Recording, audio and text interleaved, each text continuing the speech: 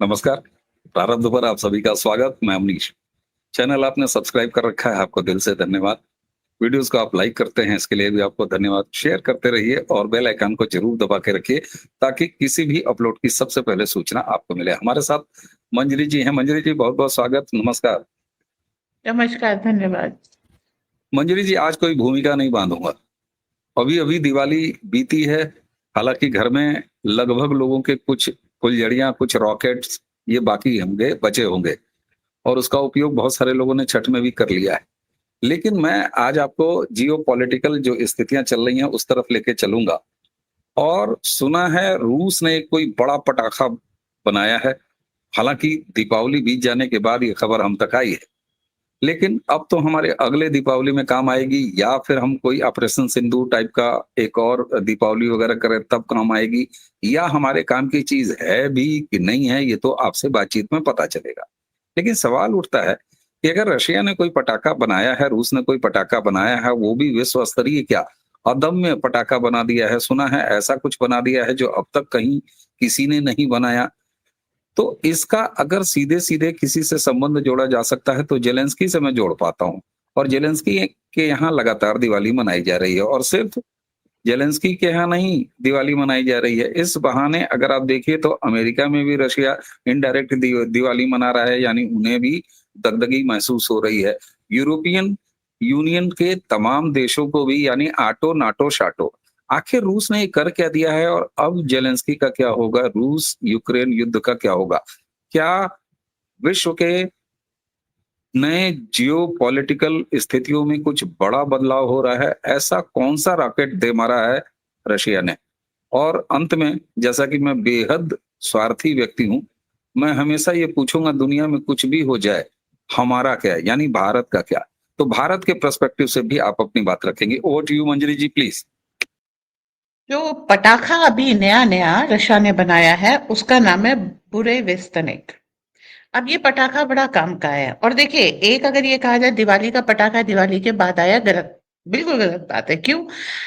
आजकल की दिवाली पे 1 दिन की होती है। पहले हम लोग 8-10 दिन तक, छठवट के बाद भी 2-3 दिन बाद तक आराम से पटाखे फोड़ते रहते थे।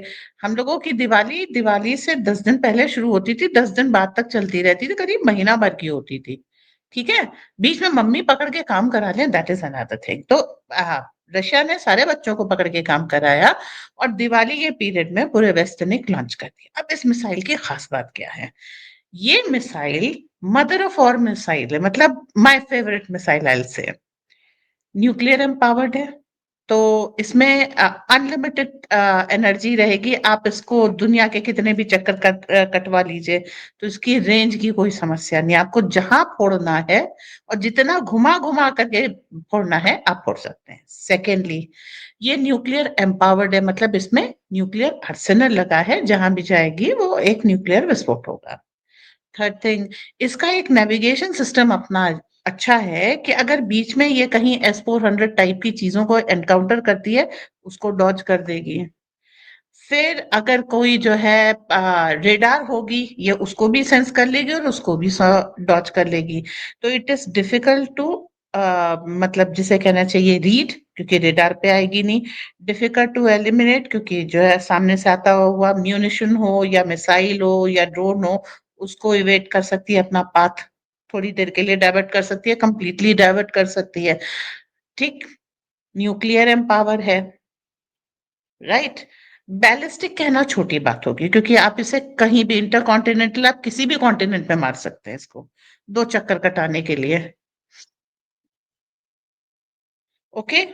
अच्छा, दूसरी चीज क्या है कि हाइपरसोनिक तो होगी ही होगी। तो ये एक ऐसी मिसाइल है जिसके ओशियानिक, सबसे पहले ओशियानिक लॉन्च की, जो 10 मार्क ये कह रहे हैं, लोग एंटिसिपेट कर रहे हैं कि 15 मार्क, मतलब साउंड की गति से 15 गुना ज्यादा पे वो चलेगी। दूसरी मिसाइल जो थी वो ऑनिक्स थी। ठीक है, इसकी रेंज 8 मार्क बताई जाती है कि साउंड से 8 गुना तेज। अब एक चीज जानने वाली बात है, रेडार 1 मार्क पे चलता है कि अगर एक साउंड की स्पीड से कुछ आ रहा है तो रेडार विल रीड। अगर साउंड की स्पीड से 10 गुना, 15 गुना, 8 गुना तो सर के ऊपर से निकल जाएगा। उसके बाद अगर कुछ रेडार पे आ गया, मतलब फटने से पहले जब वो दिखने लग जाएगी ना, तब तो पता लग ही जाएगा कि there is a missile fire from Russia. ये इतनी फास्ट है। और आप यहाँ ब्रह्मोस को थोड़ा सा उस लेवल पे ले जाने की कोशिश कर रहे हैं ताकि ब्रह्मोस रेडार पे ना आए। अच्छा, अगली जो है बुरे वेस्टर्निक की सबसे बड़ी चीज क्या, बाकी सब हवा में चलती हैं या फिर कुछ इस तरीके की होती हैं कि स्पेस में जा करके लौट के आती है अर्थ की उसमें। ये ग्राउंड हगिंग है, मतलब आप इसे क्लोज प्रॉक्सिमिटी में भी चला सकते हैं। जैसे वो दिखाते नहीं है कि वैली में चल रही है, इट्स नॉट दैट कि वो ऊपर से जाएगी, वैली टू वैली, मतलब जमीन से कुछ फुट ऊपर सेफली चल करके और अपना जो है टेरेन आइडेंटिफाई करके अपने आप को नेविगेट करके जा सकती है। इसका नेविगेशन सिस्टम इतना स्ट्रांग है। तो एआईएम पावर्ड भी है ये। तो इस को जब लॉन्च किया है तो यूरोप सबसे पहले तो जिस जग में आता है वो है यूरोप। तो यूरोप के बैंड बाजे बारात सब बच गए। अब वो ये प्लान कर रहे हैं, उर्सुला वॉन डर लायन जो पिछली बार ज़ेलेंस्की से कह रही थी कि भाई तेरे ऊपर अत्याचार हो रहा, मैं तुम्हारे साथ हूँ, वो अब कह रहे हैं 12 दिन में सरेंडर कर देते हैं। ट्रंप ने भी कहा शर्तें वो होंगी जो पुतिन कहेंगे। और ये एक चीज मैं काफी पहले से कह रही थी कि ट्रंप, पुतिन,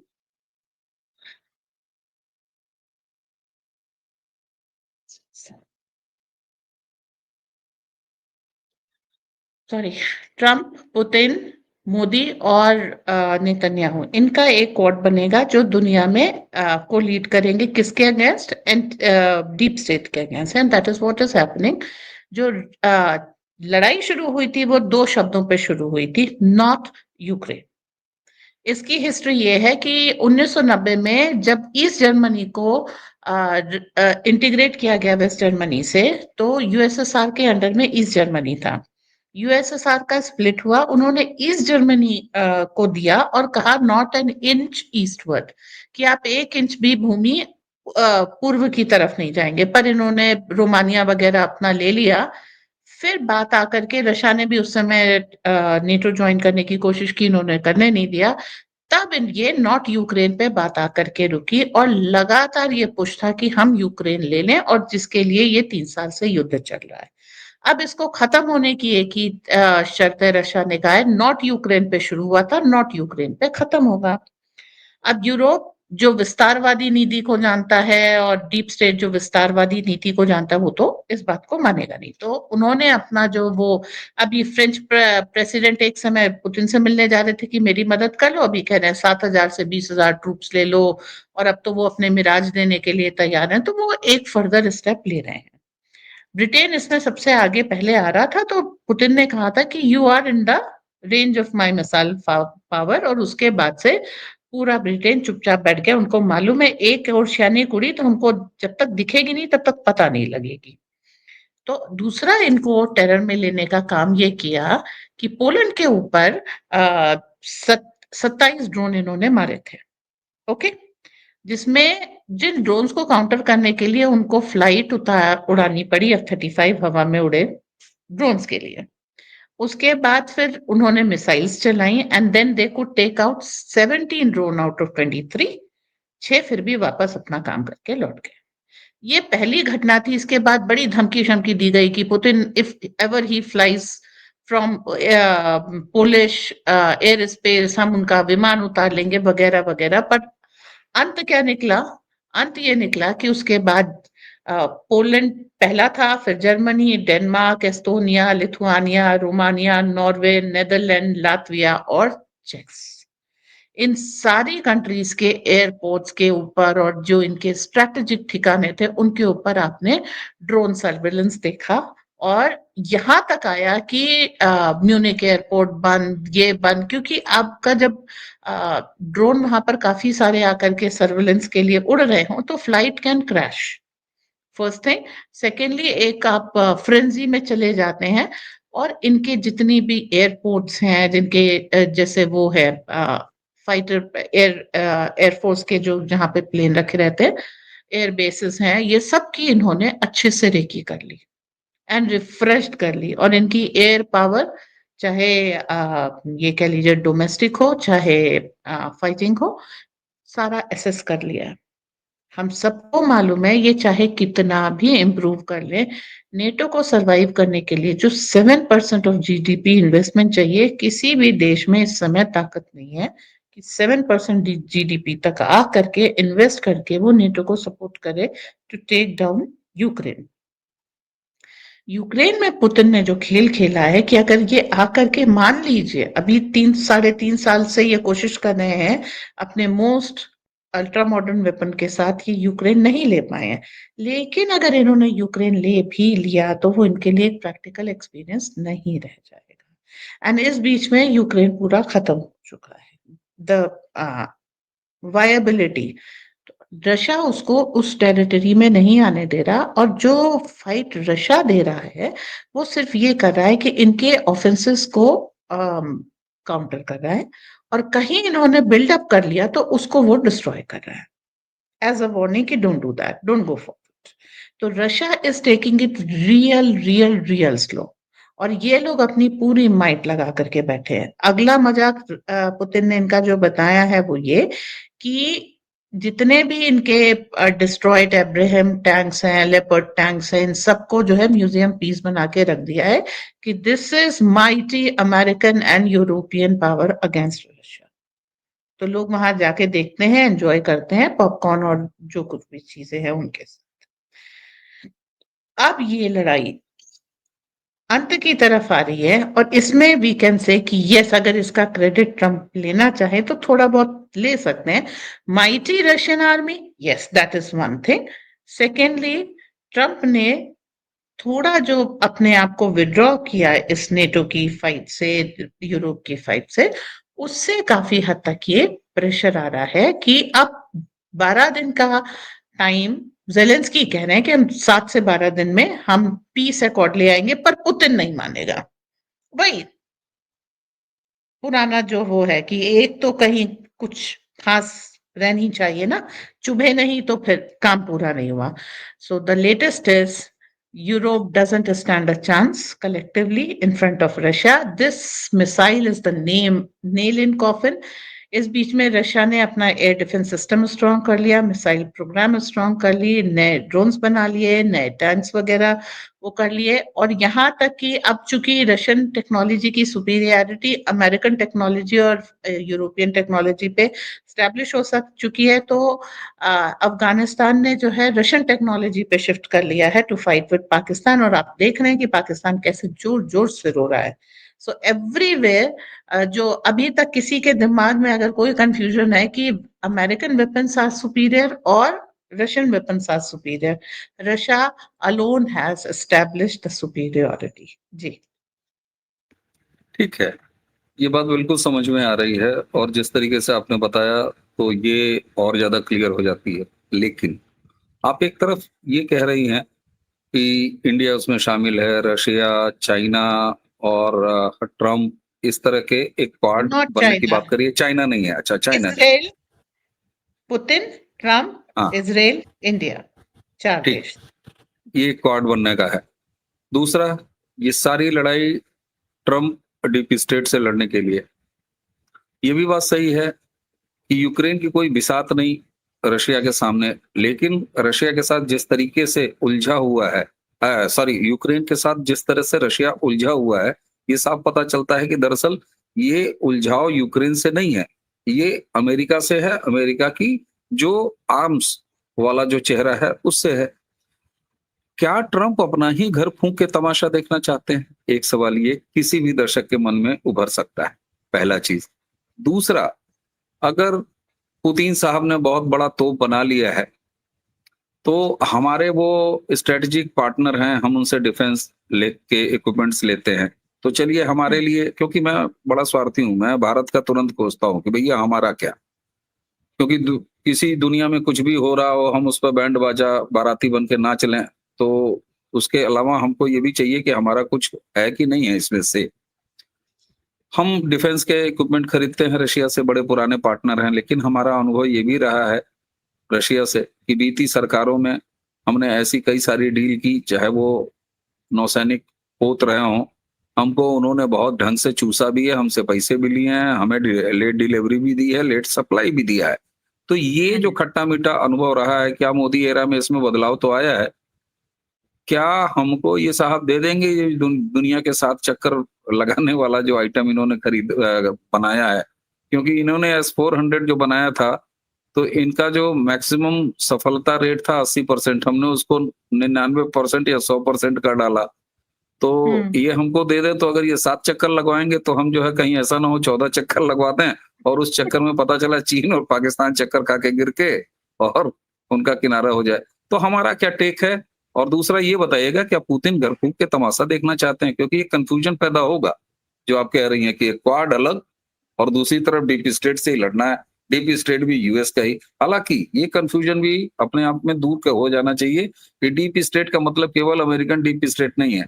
वो समय-समय पे अपना रंग और चोला और अपने इंटरेस्ट बदलता रहता है। जी, मंजरी। कंट्री का अपना एक डीप स्टेट होता है और वो काफी बड़े चैनल से सब रेगुलेट होता है, आई से। तो American deep state is most powerful. बाकी अपना भारत का भी है जो दंगे यहाँ पे कराता। जेन जी की कॉल आजकल चल रही है ना, कहाँ हो तुम, सड़कों पे आओ, धम मचाओ, हम तुम्हारे साथ हैं टाइप्स, लेकिन कोई आ ही नहीं रहा है। ये बात अलग है। तो that is the reality of Indian deep state. खैर, coming to the point, Russia Ukraine से लड़ रहा है, लेकिन जहां कहीं भी रशियन सोल्जर यूक्रेन की टेरिटरी में जा रहे हैं, उनका स्वागत हो रहा है। बिकॉज यूक्रेन की तरफ से लड़ने के लिए कहीं ये इमिग्रेंट्स आ जा रहे हैं जिनको पैसे चाहिए, कभी जर्मन आ जा रहे हैं, कभी फ्रेंच आ जा रहे हैं, थोड़ा बहुत वहां के। और कैसे आ रहे हैं, वहां की जो सेना की नौकरी छोड़ करके इधर ज्वाइन कर लेते हैं और आ जाते हैं। तो उनको कोई यूक्रेन के नागरिकों से मतलब नहीं है। तो वहां की लड़कियों का जो हाल एलाइड फोर्सेस ने जर्मनी की लड़कियों का किया था, वो यूक्रेन की लड़कियों का हो रहा, बच्चों का हो रहा है। तो वो उनका घर लूट लें, पैसे ले लें, लड़कियां उठा लें, खाना ले लें, ये सब चीजें उनके घर में से छुप करके फायरिंग करना शुरू कर दें। तो भाई, एक एबनॉर्मल सी चीज है ना, एक मर्सिनरी आपके घर में आ रहा है और वहां पर छुप करके बैठा, अगर वो कुछ भी नहीं कर रहा तो आप चैन से नहीं सो सकते। सिंपल सी चीज है।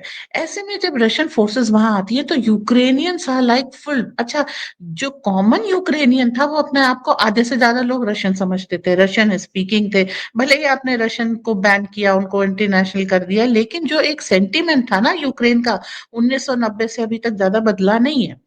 तो अभी वहां पर जब रशियन फोर्सेस जा रही है और वहां पे ह्यूमैनिटेरियन हेल्प लेके जा रही है, तो लोग जो पहले कभी कहते थे I am not a Russian, वो भी अपने आप को रशियन कहने लगे। तो ये पॉपुलैरिटी बढ़ गई। अच्छा, अगर आप किसी रेजिडेंशियल बिल्डिंग में, देखिए पैटर्न तो एक ही है, रेजिडेंशियल बिल्डिंग से, हॉस्पिटल से, स्कूल से फायर करेंगे, right?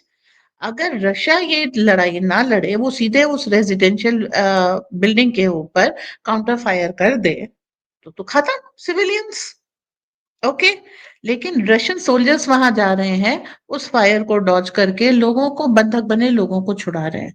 This is how Russia is taking care of Ukrainians. Zelensky ने उनको मरने के लिए छोड़ दिया। देखिए, जेलेंस्की की पत्नी शॉपिंग कर रही है, सबको पता है। वो पैसे इकट्ठा कर रहा है, सबको पता है। लड़ाई के लिए जो हथियार आ रहा है वो भी बेच दे रहा है। और जो पैसे आ रहे हैं उनसे जो है डीप स्टेट को ऑर्डर दे रहा है, मतलब जो अपना कमीशन रख करके पैसे लौटा भी दे रहा है। टैक्स पेयर का पैसा आ रहा है $8 बिलियन। इन्होंने अपने दो रखे, चाहे डीप स्टेट को ऑर्डर के फॉर्म में दे दिए, तो $6 बिलियन वापस चले गए। यही तो हो रहा है। तो अमेरिका के ऊपर कर्ज बढ़ रहा है, यूक्रेन का बुरा हो रहा है, जेलेंस्की अमीर हो रहा है, डीप स्टेट की फंडिंग हो रही है। That is the whole thing. इसीलिए उस डीप स्टेट को आ, खत्म करने की कोशिश की जा रही है। जो दूसरा फेस है वो ऑयल का है, जिसको रशिया ने दूसरी तरीके से मोदी जी के साथ मिलकर के खत्म किया है। अब आ हुँ, जाते हैं हथियार का, जो रशियन और इंडियन पास में जो हुआ है। तो जब तक वो यूएसएसआर था तब तक एक थोड़ा सा ये था, मैं कमा लूं and I have no obligation, and world की बंदरबाट दो केस में हुई है। आधा अमेरिकन है, कैपिटलिस्ट है, आधा सोशलिस्ट या वो कम्युनिस्ट है जो रशिया के अंडर में है। जैसे ईस्ट जर्मनी वेस्ट जर्मनी से नहीं लड़ रहा था, अमेरिका और यूएसएसआर लड़ रहे थे। That's the establish fact. तो उस समय जो आपने परचेसेस की, पे परचेस करने वाली भी कांग्रेस पार्टी थी। उसे तो अठन्नी में ₹2 का जो है, अठन्नी की चीज में ₹2 का कमीशन चाहिए। तो फिर जो आपके पास सामान आएगा वो तो सड़ा हुआ आएगा। आपको मित्रों की आर्काइव बिल्कुल पढ़नी चाहिए इस केस में। इंडियन और रशियन रिलेशनशिप मित्रों के आर्काइव में लिखे, इंदिरा गांधी का नाम मानो है, बाकी मैं नहीं बताऊंगी, जो पढ़ लेगा उसको पता लग जाएगा। तो अगर ऐसे पर, जैसे ही वो कहते ना, अ, जैसा राजा वैसा प्रजा, तो खरीदने वाले जैसे थे वैसे हुआ। लेकिन अब बंदा ईमानदार है, बहुत अच्छा नेगोशिएटर है, राष्ट्रभक्त है, बिल्कुल स्थिर है। तो अब आप ब्रह्मोस कोऑर्डिनेशन में बना रहे हैं, तेल की आपकी इकोनॉमी चल रही है, नॉर्थ पोल पे आप उनकी मदद से जा करके एक्सकवेशंस वगैरह सब कुछ कर रहे हैं, तो हर चीज वहां पर है। ओरिजिनल रशियन डायमंड्स यहाँ पर आ रहे हैं, बी अ थिंग। जो रशिया एक्सपोर्ट कर सकता है आपको कर रहा है, और आप जो है उनके S-400 है अभी तक। जो आपको एक कंफ्यूजन था, भाई Russian Sukhois are far better than F-35 और ये सब, तो आपके कोलैबोरेशन इस तरीके से बढ़ रहे हैं। बाकी ये समय के साथ देखने वाली चीज है कि how far you can go hand in hand with Russia, इस दोस्ती को आप ब्रह्मोस के आगे भी ले जा सकते हैं क्या? पॉसिबिलिटी इमेंस है। तो it also depends upon who rules India. Yes. बिल्कुल, बिल्कुल। और मंजरी जी, जैसा कि मैं स्वार्थी अपने आप को बार-बार कह रहा हूँ, ये तीसरी बार कह रहा हूँ, तो आपने मेरे स्वार्थ का पूरा ध्यान रखा और भारत के हितों को किस तरीके से इससे कुछ हासिल हो सकता है, ये आपने बताया। तो ये जियोपॉलिटिकल सिचुएशंस जो हैं, जहाँ की रूस और यूक्रेन के बीच में चल रहे विवाद में ट्रम्प भी भूमिका देखते हैं भारत की, ज़ेलेंस्की भी भूमिका देखते हैं भारत की, पुतिन साहब तो देखते ही देखते हैं। तो ये है कि भारत अपने साथ, यानी अपनी आंतरिक ग्रोथ से लेके अपनी रक्षा जो कैपेसिटी है उसको बढ़ा रहा है। हम मेक इन इंडिया की तरफ जा रहे हैं और ये सिद्ध भी हमने किया है। एक तरफ विश्व का जो रक्षा बाजार है, वो भारत का स्वागत करने के लिए तैयार है। तो दूसरी तरफ ये निश्चित है कि एक मजबूत घर ही, अगर दुनिया में कोई मजबूत और बड़ी चीज़ आती है, तो उसको भी हासिल करने का दम, हौसला और पात्रता, ये तीनों रखता है। तो जो मैंने शुरू में पूछा था कि 7 बार नहीं 70 बार चक्कर लगाने वाला अगर कोई बड़ा असलहा बना लिया है पुतिन साहब ने, तो निश्चित तौर पर आपने सही कहा कि हमने करोड़ों-करोड़ों या दुनिया भर का पैसा देने के बाद उसी रशिया से इतनी देरी भी झेली है, लेकिन तब सरकारें दलाली खाने वाली थीं।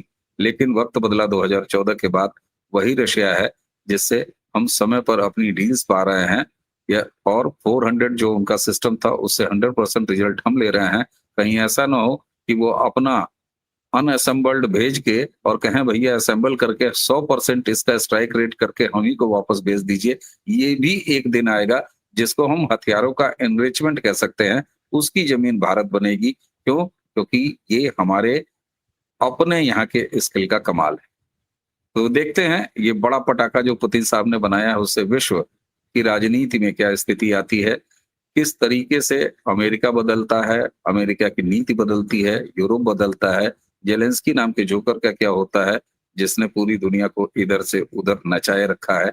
और इस सब के बीच में भारत वसुधैव कुटुंबकम की भावना लेते हुए मंजरी जी, आपकी बात दर्शकों तक निश्चित पहुंचेगी कि क्या सिचुएशन है। तो बड़े पटाखे के लिए बहुत-बहुत बधाई पुतिन साहब को। ये पटाखा जिस दिन हमारे घर में आएगा हम भी बजाएँगे, और हम किस पर बजाएँगे ये तो समय तय करेगा। हम बजाने वाले लोग नहीं हैं, हम तो शांति से सबका सद्भाव चाहने वाले लोग हैं। लेकिन अगर बगल में कोई थाली कटोरा बजाएगा तो हम उसकी थाली और कटोरा कस के भर आएँगे। ये भी हमने ऑपरेशन सिंदूर में, न सिर्फ ऑपरेशन सिंदूर बल्कि बगल में जो चाऊ-माऊ हैं, मोमोज़ हैं, उनको भी दुरुस्त रखने का इंतज़ाम किया है और वो दुरुस्त रख रहे हैं। चाऊ-माऊ और मोमो से आप मेरा अभिप्राय समझ गए होंगे दर्शकों। मंजरी जी, आपने इतनी कठिन जिसको कहा जाता है या समझा जाता है कि अरे जियोपॉलिटिकल चीज़ है, इसमें दिमाग बहुत लगता है, उसको आप इतनी सरलता से बताती हैं कि हमारे दर्शक भी कहते हैं कि जिस सरलता से मंजरी जी आप विषयों को, बड़े-बड़े गूढ़ विषयों को रख देती हैं, वो प्रारब्ध के दर्शक उसको बहुत एन्जॉय करते हैं। तो इसके लिए आपको विशेष धन्यवाद। दर्शकों, इसी के साथ आज की चर्चा अब यहीं समाप्त करेंगे। मुझे यानी अवनीश और मंजरी दोनों को आज्ञा दीजिए। नमस्कार, प्रणाम, जय जय श्री राम।